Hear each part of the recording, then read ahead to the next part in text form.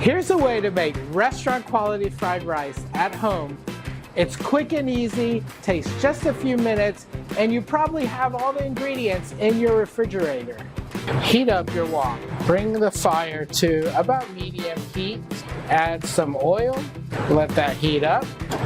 Then we're going to take 1 egg. Put that right into the oil. Stir that around a little bit.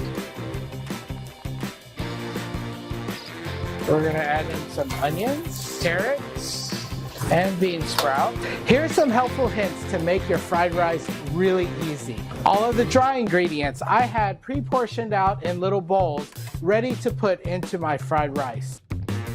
We're going to add in some green onions. I'll give this a stir.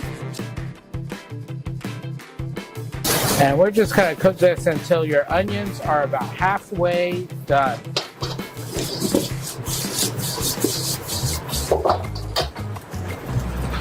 I'm going to take some cooked rice. This cooked rice doesn't necessarily have to be cold cooked rice, although if it's cold, it will toast a little bit better. So the whole idea of your rice toasting in your wok at medium heat, you want the rice to hit the side of the pan and toast. Add a little bit of thick soy sauce. So you've got light soy sauce, thick soy sauce, and some salt. So that's about a teaspoon and a half of salt. I use squeeze bottles to make sure that all the ingredients were ready and easy to dispense. If you don't have squeeze bottles at home, portion everything out to what you're going to need in your ingredients. Adding in a protein to this dish. Use whatever protein you have in your kitchen, in your refrigerator. If you had a steak last night and you have some left over, use it in your fried rice.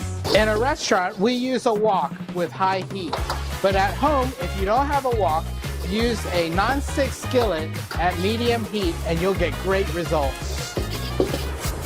And that's how we make restaurant-style fried rice. Thanks for watching. Please comment, like, and subscribe.